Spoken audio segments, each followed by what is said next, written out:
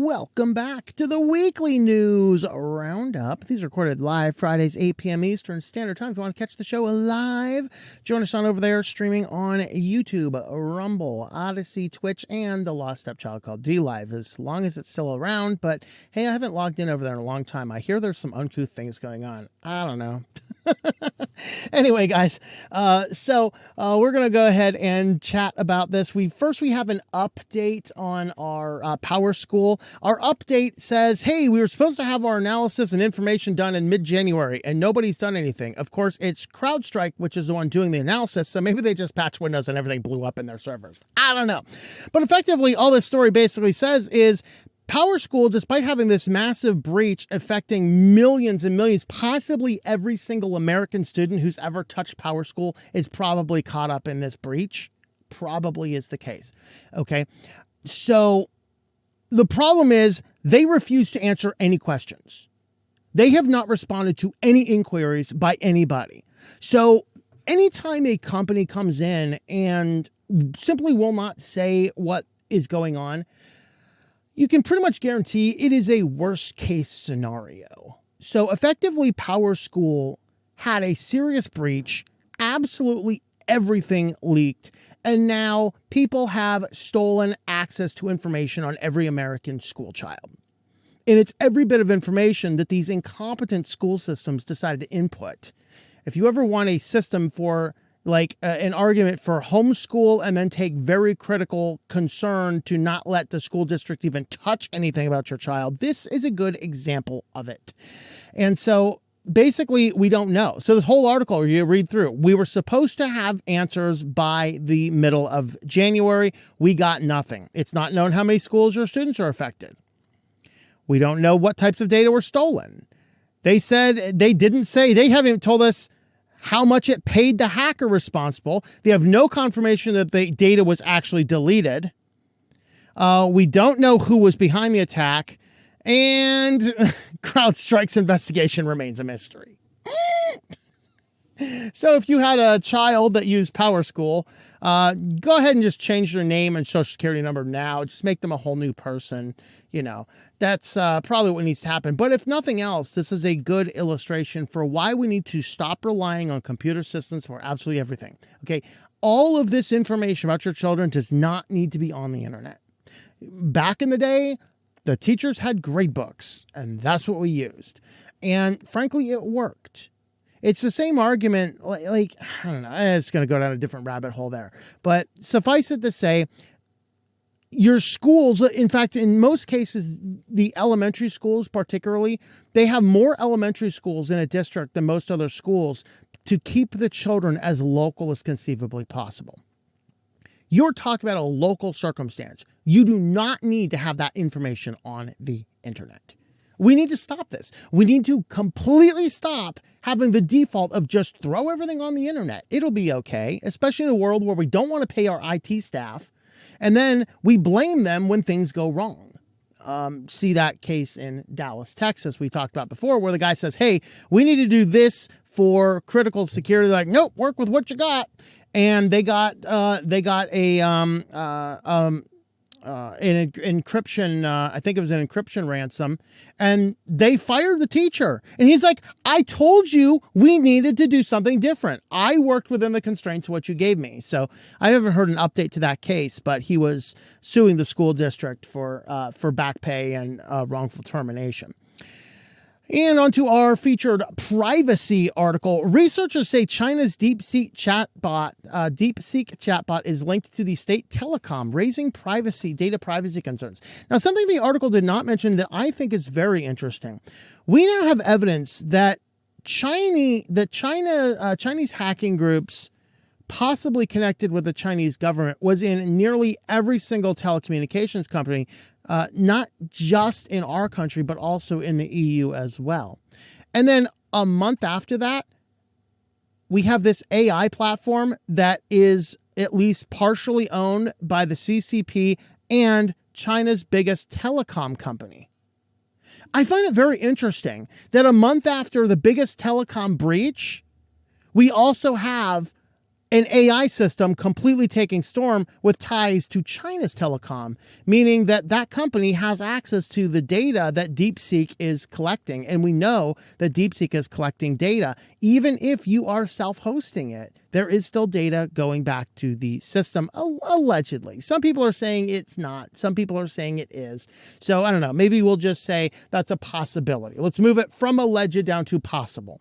All right. So in the analysis here, looking at it, the company is connected to the telecom, indicating that, and this is the same telecom that even the Biden administration had the functional brain cells, believe it or not, to ban it from United States. So USS Federal Communications unanimously denied China Mobile Authority to operate in the United States, citing substantial national security concerns about links between the company and the Chinese state. In 2021, the Mental Patient in Chief administration also issued sanctions limiting the ability of Americans to invest in China Mobile after the Pentagon linked it to the Chinese military. So this app that is dethroned all of the other apps is now known to be connected to a China Mobile, which is connected to the Chinese government and the Chinese military. And it's one of these Chinese apps that just collects all forms of data. So if you're using this, guys, make sure you are so sandboxed and air gapped that you're not going to be giving any data out, because frankly, it would appear that this application is simply out there to collect and harvest as much data as conceivably possible. And with that, let's move on over to security news next. And first up in our security news, there was an AMD flaw allowing system to install malicious microcode. So this could be done remotely as long as you get a local admin access, which is not too difficult to do. The big challenge is this is impacting the Zen processors, and this actually introduces a possible attack vector against cubes.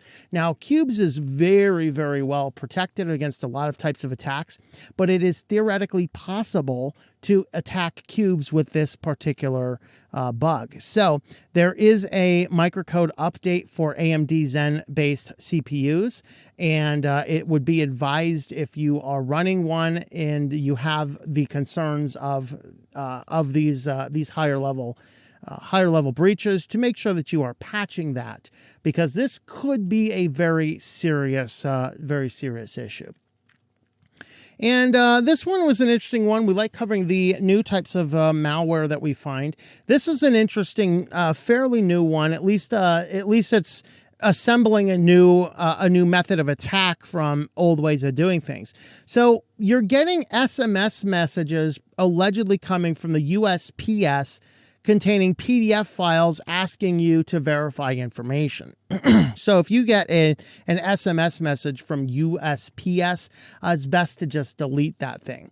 There's an attached PDF file. Of course, one of the reasons it's speculated they're using this as an SMS phishing campaign is it's a lot harder to see what links you're clicking on and to see what types of things you're doing on the phone than it is on the computer. And so what they're doing here is they're launching the SMS messages. There's 20 different malicious PDF files floating around, and these are all redirecting you to 630 different phishing sites that have so far identified.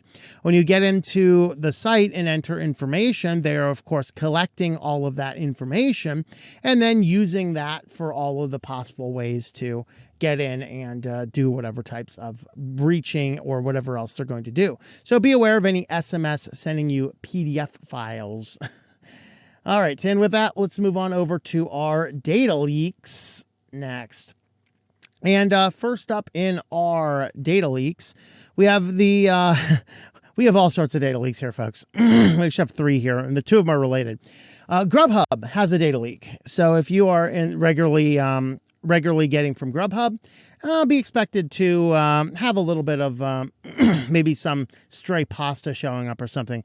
Be touched by his noodly appendage, I guess.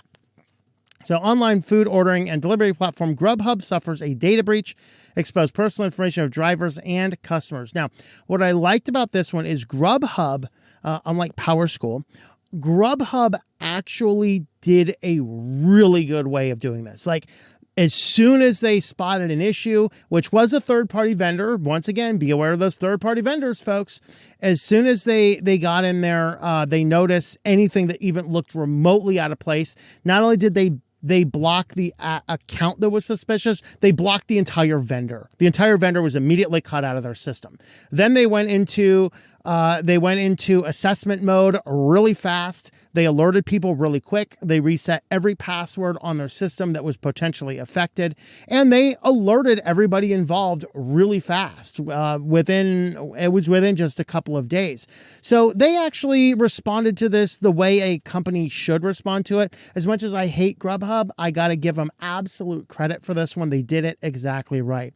Once again, it was a third-party vendor. So a third-party vendor apparently was an employee of a third-party vendor was apparently phished, and that phishing information allowed them to get in and access information that was available to that particular vendor. And so they blocked everything pending figuring out what's going on. They did say the data breach did not expose merchant logins, full card numbers, bank details, or social security numbers. Of course, who's giving them a social security number? Drivers, of course, W-9 stuff or FW-9 stuff and things like that. They did actually collect an older system's passwords, and they said names, emails, phone numbers, and partial card information for campus diners, and hash passwords from a legacy systems, but the company reset all passwords. So at least they did all of the right things in this one. That's good to hear.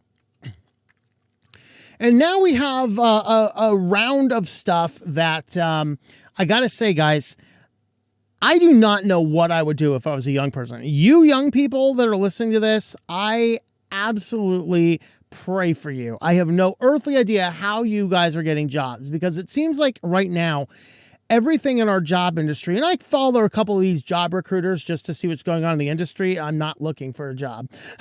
I'm busy enough, thank you. But I'm following some of these job recruiters to see the types of things that they're saying, blacklists and whitelists. And right now, the whole industry is trying to automate with AI. And then a lot of companies are posting jobs that are not actually open just to make themselves look more profitable to other people. And then occasionally looking for that unicorn employee that's, wow, this guy's so good, we got to give him some type of job. Just get him in our door here, But then what happens is all these companies, since they're not really hiring for a job, they're just openly accepting applications, and they're just going to third-party recruiter services, and third-party recruiter services are using their favorite third-party services. So what ends up happening is we have this entire ecosystem right now where people are just spreading out hundreds and hundreds of resumes, and these resumes just have so much information about you on them. And they're just getting blanketed inside of all these services, which are then sharing the job data with all these different companies.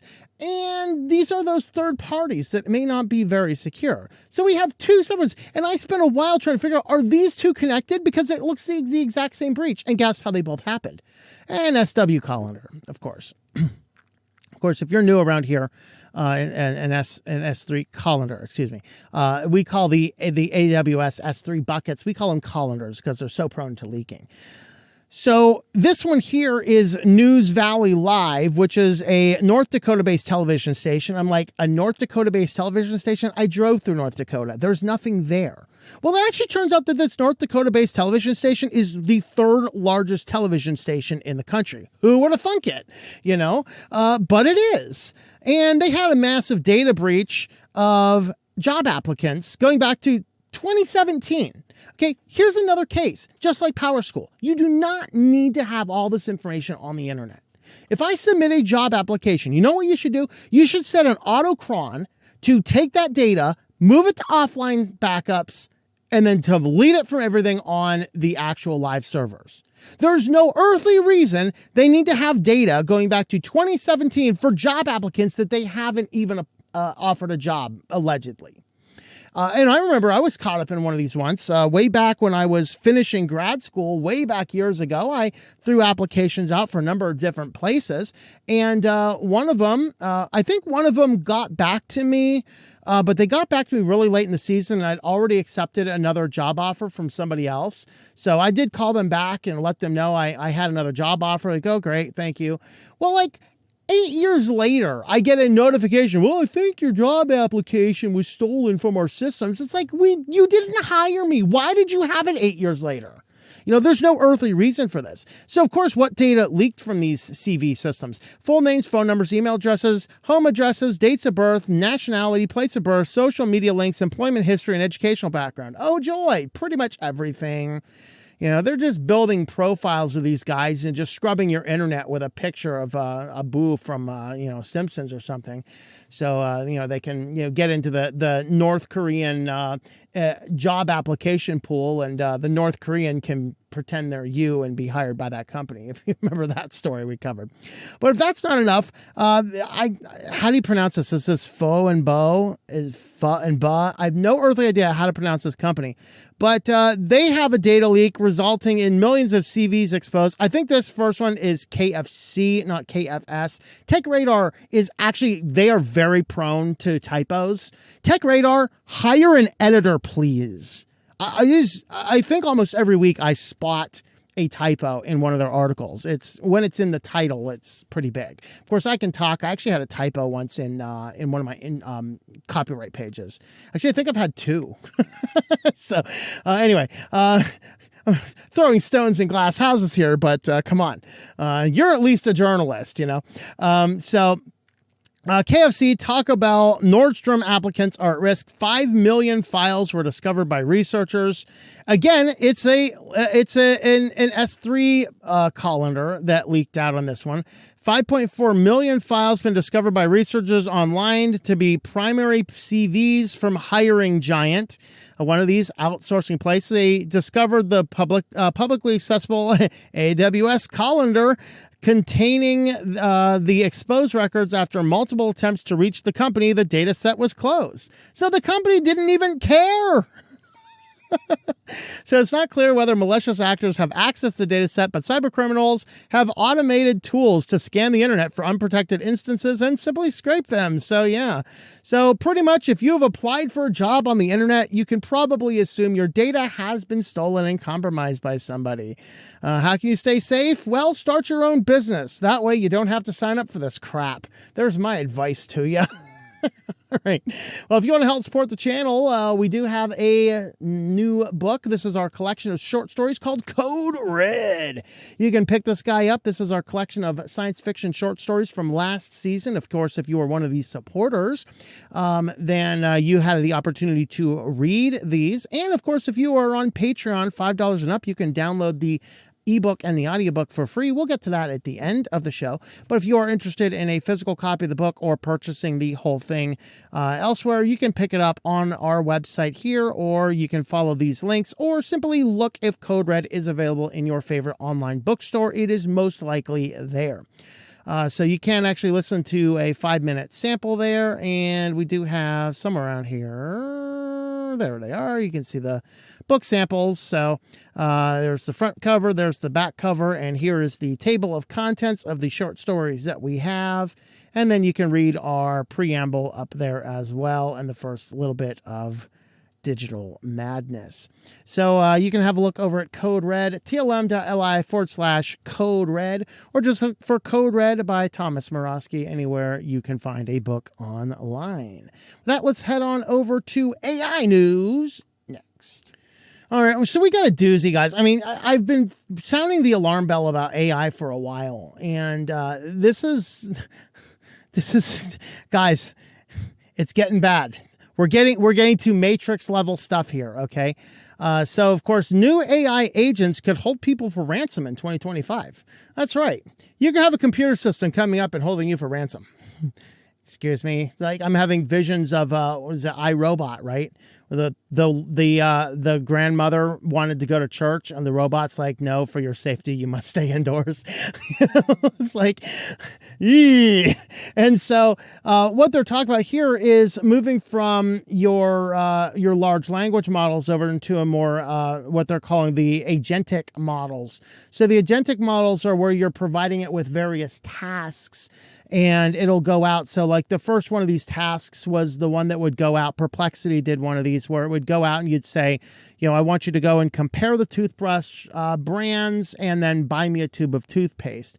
Now it would take an exorbitant amount of time, but in the end you would set the thing go, leave the computer on, and it would ultimately find a toothpaste and purchase it for you, and it would be delivered. That's really what the goal was with the model of the agentic models. The problem is that the agentic models can be programmed for a variety of tasks, including going in there and figuring out everything about an individual person, scraping your social media, finding dirt on you, and then holding you for ransom against your own dirt.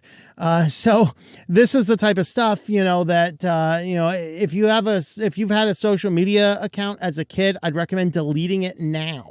Like completely delete it now. And that way nobody can go back and find those things, hopefully, unless they've been archived or can be restored later or brought back up. So the idea here, though, is that they are going to go ahead and do a new type of attacks. Now, of course, who's experimenting with the technology? Well, Google, Amazon, Meta, Microsoft, and more. They're experimenting with the technology, promises to take AI out of its current chat box silo and into a new landscape where individual agents can help with specific tasks. They can be more effectively respond to simple customer support questions. That's all we want, right? Like, I called customer support because there's nothing on your help page. I don't need a robotic agent to be regurgitating the crap I just read. All right. So they can have specific tasks. The agents could, for example, more effectively respond to simple support questions, help patients find in-network providers, and even suggest strategies based on the company's more recent performance. So Microsoft has been experimenting with these. However, here's the problem. If you put it in the wrong hands, they can search vast amount of stolen data from, Power School or CV job resume systems to match leaked social security numbers with leaked email addresses and composing and sending phishing emails that are more threatening because they have actual data that's real about you. They can scrape public social media feeds for baby photos that are delivered to other AI agents to create fake profiles that are weaponize those baby photos as empty threats against a child's safety. Oh, that's exciting. They can scour LinkedIn to create a database of potentially viable email addresses from countless companies by deducing the email format from first and last name, first initial, last name, etc. from publicly listed email addresses, and then mirroring that format to write and send bogus requests from executives to their direct reports. Oh, they could comb through public divorce records across multiple states and counties to identify targets for romance scams who receive messages from, Brad Pitt most likely, and who will carry on with the whole conversations composed and controlled by another AI agent. Oh, wonderful. All right. So if we release these types of AIs onto the system, then this bad stuff will happen. And this is the thing that we have to recognize what happened with AI. More often than not, unfortunately, as AI has been unleashed on the world, it is not good enough to be used in the court of law. It is not good enough to be used in medicine. It is not good enough to be used in most areas of our life, but it is a drastic improvement over scamming, phishing, and malicious activity. And so AI has done a whole lot more for the underbelly of the world than it has caused for anything else. But don't worry, nuclear Armageddon is coming soon. Because first Google got rid of the don't do evil. Now they have rewritten their AI ethics page to remove the part that we won't use AI for weapons. Great. And that is how Skynet happened, Interesting. Google removes a pledge to not build AI for weapons or surveillance from its website. Oh, and surveillance too. Great. We're all going to be surveilled by the AI. Isn't that great? Change was first spotted by Bloomberg. The company appeared to have updated its public AI principles page, erasing the section titled Applications We Will Not Pursue, which is still included as recently as last week. As for comment, the company pointed to TechCrunch to a new blog post on responsible AI. In part, we believe that companies, governments, and organizations sharing these values should work together to create an AI that protects people, promotes global growth, and supports national security. Well, I feel comforted now already. The government and Google is here to use AI to protect me. Famous last words, and Skynet unleashes the bombs on everybody. And before you know it, we have an underground human race trying to battle it out against the machines. And then Arnold Schwarzenegger comes in and says, I'll be back, Google's newly updated AI principles note the company will work to mitigate unintended or harmful outcomes and avoid unfair biases, as well as align the company with widely accepted principles of international law and human rights. Recent years, Google's contracts to provide U.S. and Israeli militaries with cloud services have sparked internal protests from employees. Yeah, there's Google. They're doing it, folks. They are removing the AI from, or they're removing the statement that they won't use AI for surveillance and weapons. Isn't that joyful? All right, on to business news next. All right, and first up with business news, I wanted to talk about this one just to remind you once again of the 2030 agenda, which is just coming right on down the line. And they thought it was an amazing thing that everybody would be so excited when they released their post saying that the year is 2030, I own nothing and I'm happy. Well, just a reminder, I think Lyft was a little bit more, but Uber definitely in there. These guys are working on a campaign to convince you to not own a car. And as 15-minute cities start popping up, then what ends up happening was now we have a city. In fact, there's a few of these. One of these is actually here in Arizona up by Phoenix. And it is one of these 15-minute cities where they don't allow cars inside of the whole city block area. So what do? Well, you get in there and all of your services are, of course, within 15 minutes. And if you need more than that, then living in that community gives you access to credits to go and get the trains or the other public transport systems to go a little bit further than your distance can be. So what's happening here is Waymo, of course, which is experimenting with self-driving taxis, and Uber, of course, the ride-hailing app, are pairing up in Austin to do an autonomous robo-taxi launch. So now in your Uber, you can request a self-driving car. Of course, these self-driving cars are a nightmare. If you can get out of it from driving circles around parking lots, then the other thing you have to worry about is crazy people who are protesting these self-driving cars and will stand in the streets and otherwise block them or stop the car and engage in violent attacks against it while you are sitting there inside it like, I can't even get out of this thing despite it's being attacked. How wonderful. What's going to happen if the Molotov cocktail lands on top of that car? Anyway, so this is a new push to get the self-driving ride-hailing car. So, of course, if you're in Austin or down here in Atlanta, you don't need a car. You can just borrow ours. So the entire push is to get people to start thinking about not owning a car. Part of that whole push, I will own nothing and I will be happy. So if you don't own a car, you don't have all these expenses and where do you park it? Just borrow ours. That sounds like a wonderful proposition from the people who own all the cars. Of course, that also keeps you out of those evil nature zones that they don't want you going into, so that, the WEF can actually siphon up 30% of the land as an uninhabitable and unenterable land, so the earth can heal itself or something. And so we have a lot of interesting stuff going on there. Next up, Geico is experimenting with some Linux stuff. So it's like, what in the world does a car insurance company have to do with this? Well, the good news is, hey, Geico is running Linux on the back end, and they have this pesky problem. Every time you do these upgrades, you have to reboot the system, and that causes potential downtime. And so what they're actually working on is developing a system called TuxTape, which is going to be an open source system allowing people to update and live patch their kernels, their Linux kernels and other Linux kernel processes, allowing the system to upgrade and then hand off to the new upgrade so that you can do full system upgrades of your Linux system without having to do a reboot in between. And as Salbu rightly pointed out, this makes them very efficient, and this means that they can more efficiently screw you over. Isn't that wonderful? So basically, it is just going to be a nice open source tool available for businesses. And one of the reasons we wanted to highlight this is to show you that Linux really is used a lot of places around the world. You know, here's an insurance company is using Linux on their back-end servers. Who'd have thunk it, right? But there it is. And on to our last story in business, of course. Many Americans still do not understand how easily IoT devices can get bricked. These are those types of things that we need to think about, because as IoT devices are cramming themselves in every little spot in our world, these devices have these back-end connections to company servers. If those servers go down, the devices go down as well. I think that this is the car thing we're looking at here. Yep. Spotify sells the car thing.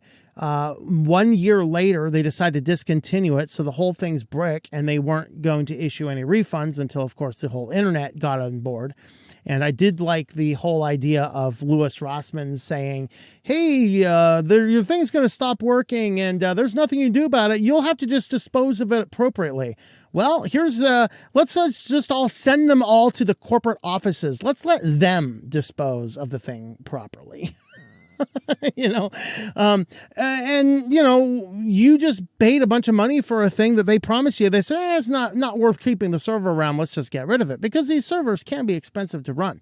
And this is why it's important, if you get anything that can have some form of internet connection, it's got to have an internet connection that is completely open sourced so that you can access it through some type of platform that you can control, not relying on the company. But a lot of people don't even realize that these internet connected things, like your televisions and your refrigerators and microwaves and grills and whatever else you're doing that are internet connected, they don't even realize that they can be bricked this easily until it actually happens. And so a Consumer Reports survey came out suggesting that the vast majority of people didn't even realize these things could simply stop working one day.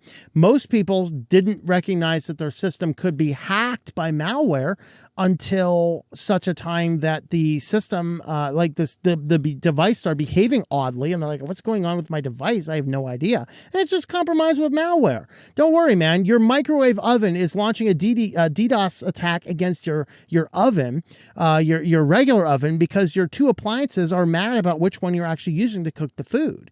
And the microwave oven wants your regular oven to really, it wants it to not work as well. And so you choose to use the microwave because the microwave now collects the more data for the company. And so, before you know it, you have class warfare going on with your appliances against each other inside of your own house. This is nonsense.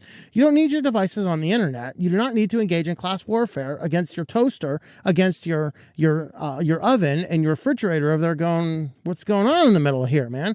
Before too long, the microwave's going to zap the refrigerator. So you have to put more stuff in the microwave so it doesn't go bad. I mean, this is insane. But, here's the survey breakdown. So what was this one here?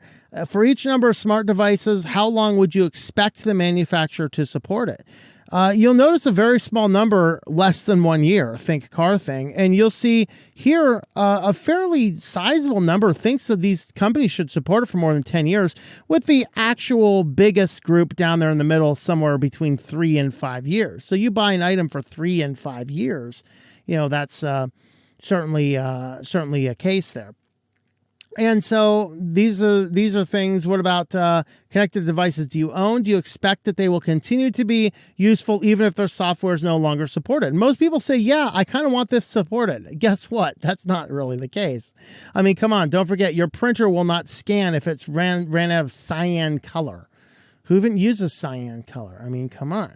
So there you have it, guys. It's certainly an interesting discussion there. But when you are getting new devices, make sure that they are not reliant on the internet for such things.